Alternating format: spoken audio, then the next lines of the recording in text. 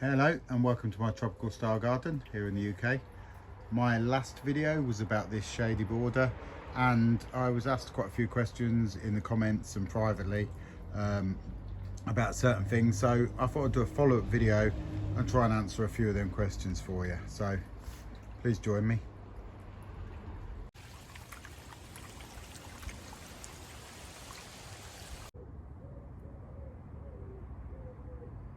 So the first question I'd like to answer is, what is my soil type like?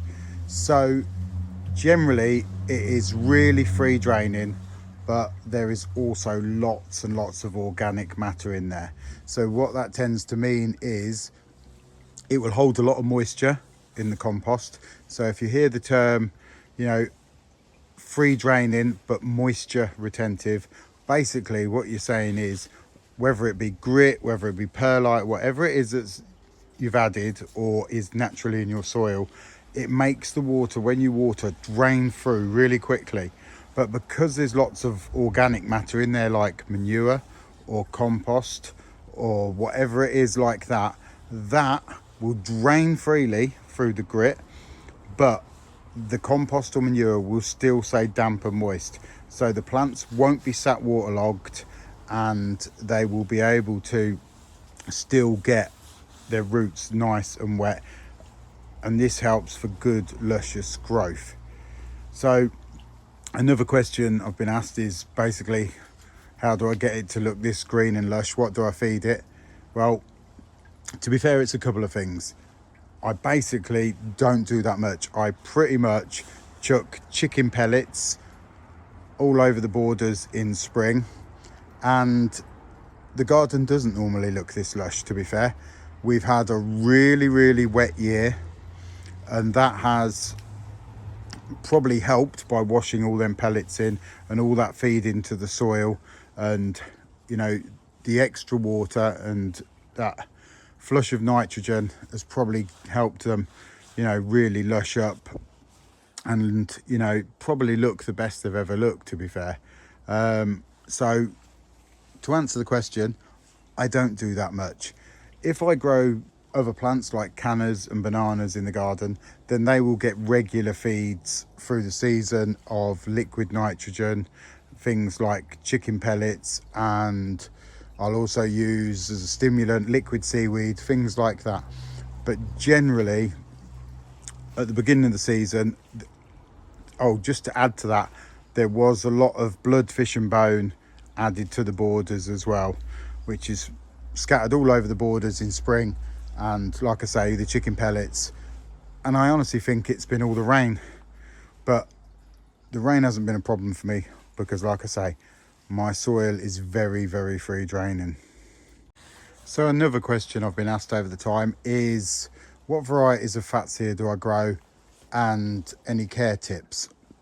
So basically I grow Fatsia spider's web, Fatsia variegata, Fatsia annalise, now known as Fatsia camouflage, the standard green Fatsias. I have quite a few of them as well. I have the Fatsia Edward Needham form of polycarpa, and I have a different fatter leafed Fatsia polycarpa, and I have the mega Fatsia as well. I think that's pretty much all of them, and there's not many more you can get if you can. So, and I've grown them all probably at different stages over the last 13 years. So some of the problems that a lot of people are going to get. Now, I haven't had it too bad this year actually, but what I would say is, a lot of the time when the new growth comes out of these Fatsias, they can sometimes look distorted and quite sort of unattractive, to be fair. And usually that is, as they're emerging, this new growth inside, you'll have probably pests or aphids on the back of the leaves as they're emerging, and they'll be sucking the sap out of it, and this will help distort the leaves. So realistically, I don't use pesticides or anything like that.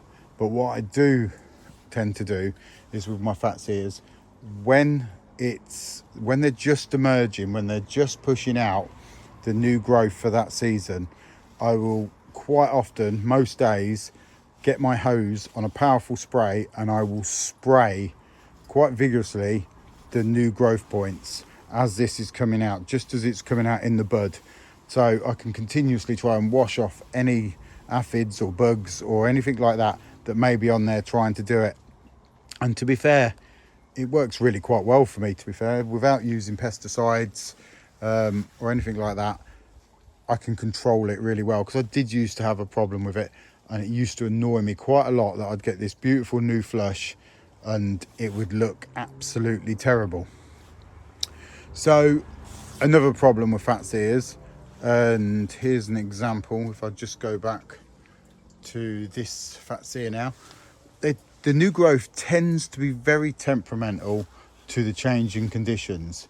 So you can quite often find that when the new growth comes out and then you get a real wet spell for a couple of days or a windy spell, that the leaves can curl and twist and go a bit funny, right? It's very annoying. It looks a bit unattractive when they go all out of shape, but there's not a lot you can do about it, to be fair.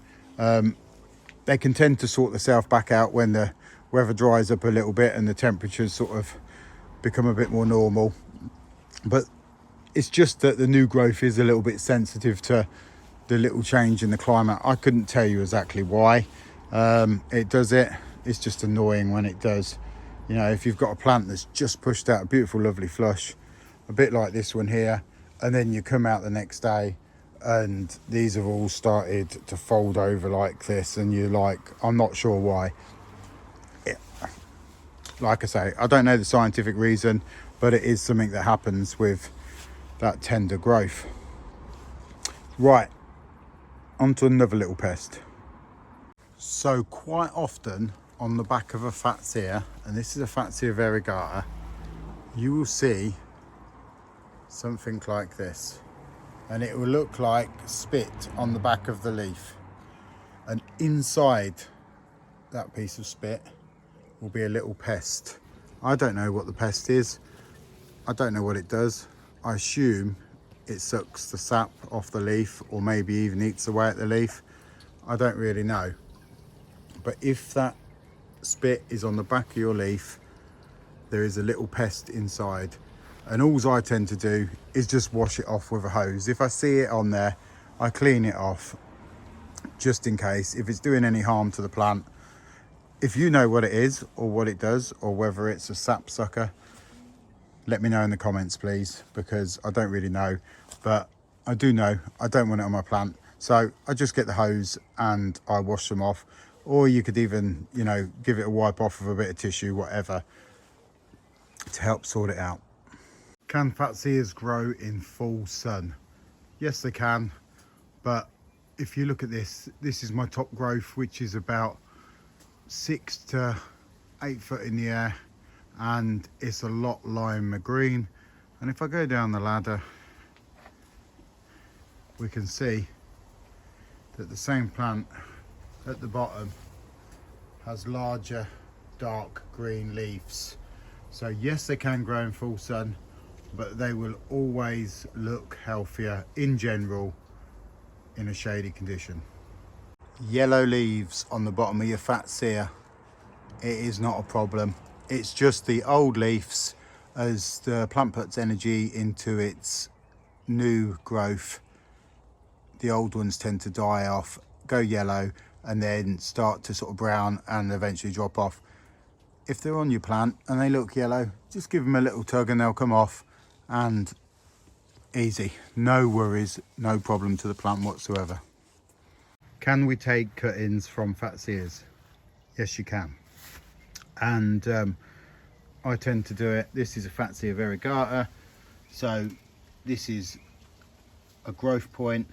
I've cut it off at about probably 8 to 10 inches, just below a sort of leaf node where there's little buds here. And then what I'm going to do, I'll show you in a second, but I'm going to pull all these off and just leave a little bit of growth at the top. So I've stripped off all the leaves apart from the last couple, and then I've actually cut a load of the edges off that one. So I've basically left a couple of small leaves really with a good bit of stem. The reason you do that is you've got no roots, so you need to reduce the amount of leaf surface that's going to be taking moisture from the stem. So then basically we've got this, which is some rooting gel. I'll just dip that in, so it's like that, just around the bottom. Probably make sure there's plenty on there, and then that will go into a pot, quite a deep pot, and there will be mixed in with that will be perlite and grit or anything that makes it free draining, but the compost will still keep it moist, but it needs to be really free draining. And then I tend to put in the stem near the edge because I feel like it just roots a little bit better and it drains quicker. Now that then needs to be put somewhere in maybe a greenhouse or a shaded place. I always put them in my greenhouse under the bench, and I just leave it slightly moist. So here's one that I did last year, and this is the new growth here and here. I think I did this one in autumn, and it's only just started out pushing out this new growth. You can see the old leaf that I reduced here, and you can see the other small leaf I left. Now I know this is now rooted because it wouldn't be pushing out this new growth if it hadn't got the roots, but, and I haven't checked, I'm going to try and lift it and we'll see. Okay, right, so there we go. We can see the roots have grown from a good couple of inches up the stem, and we now have a rooted cutting. I have one at the back of my garden that I did that with years ago, a Fatsia variegata, and it is now probably a 9-foot plant. So they don't always work. You do need to keep them in a shady place. I think there's probably other methods that people know better, and if you do, leave it in the comments, but this has worked for me. So I'm going to carry on doing it this way. I just do the odd one now and again if I have to prune the plant. And that's how you can get an extra Fatsia variegata. I could imagine the same method would work with one of the camouflages or a standard Fatsia. I wouldn't do it with a standard Fatsia because they grow too easy from seed. They self-seed in my garden, so I don't feel there's a point. Okay, what do I do to get such good healthy growth on my tree ferns? Honestly, the answer is not a lot. They have been in nearly 10 years, so that means they're very, very well established. They have a massive root system. We've had a mild winter followed by a pretty much the wettest winter on record, and a wet spring. I chicken pellet the borders and they're just doing their own thing. If it's warm or really hot or it hasn't rained for a while, I spray the trunks down, I water the ground, but I really don't do much. I think sort of time and maturity has really helped, and especially the climate. So the last question I'm going to try to answer, I'm going to mention it about this Edward Needham polycarpa, but it also goes for the green fingers one. Some people really struggle with them. They put them in the shady conditions, and they really do sort of struggle. Now, if you're in free draining soil and they're in shade and they're still struggling, I'm not sure why. So for me, they are so easy. I literally sort of just plant them and they do fine for me. The only thing I would say is you can't plant them too small.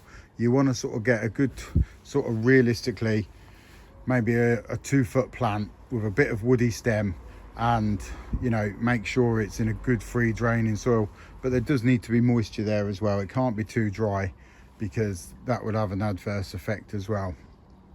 But yeah, really strange how a few people are struggling, and I honestly couldn't tell the answer. Sometimes you've got to be careful that something isn't rotting the roots away, or even something is eating the roots. but generally I seem to, from the things that I've read, I feel like more people struggle with green fingers. I know that this Edward Needham form is a little bit sort of harder to get hold of, I should say, but realistically I think if you can plant them a little bit bigger with a bit of woody stem, make sure it's free draining soil so it doesn't get waterlogged and they don't sit into water, I can't see why you can't grow these, and they will grow eventually into real beautiful plants. Okay, I'm going to leave it at that because I think I've been talking way too long. I am always going to try to answer your questions, whether that be in the comments or maybe through my videos, to the best of my knowledge. This is always my opinion and from my experiences of my garden. So thank you very much for watching. Like I always say, any questions, please leave it in the comments. Thumbs up, all that stuff. Cheers.